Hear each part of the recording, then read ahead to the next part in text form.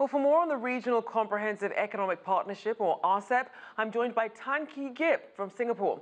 He is the co-director of the Asia Competitiveness Institute and an associate professor at the National University of Singapore. So let's start with something that was hanging over the talks, the US-China trade situation. How concerned is the ASEAN community about this? Of course, we are concerned. I think the whole idea is not to contain China. We must engage China, not to retreat into protectionism.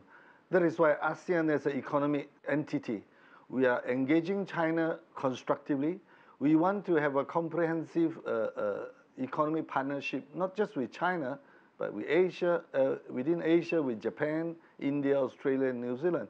We are committed to further liberalization of trade, especially with the innovation-driven growth, especially with these challenges from digital economy. So ASEAN 10 countries are getting their act together and committed to be more trade liberal instead of retreating to protectionism, which will be bad for all. Now, an estimated 17% of the Philippines shipments abroad are part of China's value chain. So which ASEAN countries potentially have the most to lose and gain amid these trade tensions between the US and China? Well, I think Singapore is the most open economy. We have our trade 3 times to GDP, and we are the regional economic hub. Should the protectionism worsen, of course, Singapore have a lot to lose. And countries like Indonesia, Vietnam, Malaysia, who are manufacturing based, with the production value change, should the protectionism war develop further, these countries will suffer too.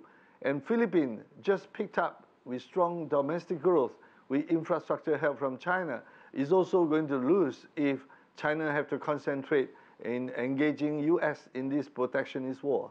But having said all that, I think China, as the second biggest economy in the world, we look towards China to open up various sectors, which will be vast opportunity for ASEAN countries. For example, the finance and insurance industries. For example, the export of food and processed food from ASEAN to China. If China were to open the market further, I think this is a good opportunity for ASEAN countries to correct the balance of payment deficit. About 10 ASEAN countries, 9 ASEAN countries have balance of payment deficit with China. I think this can be corrected if China's market is open even bigger. I think that is an opportunity that ASEAN countries must seize.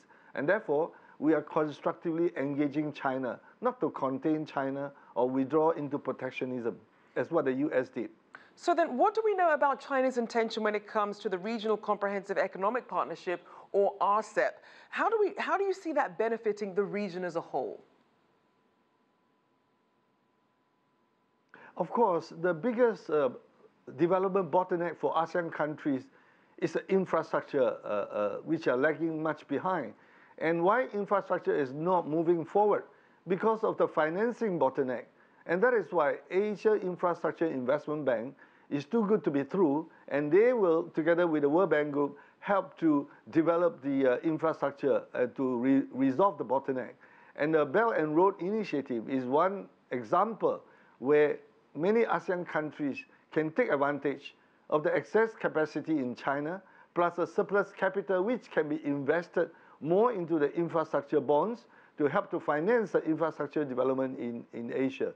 Surely the high saving of Asia should be rechanneled into Asia instead of using to buy the bonds in the United States and in Europe.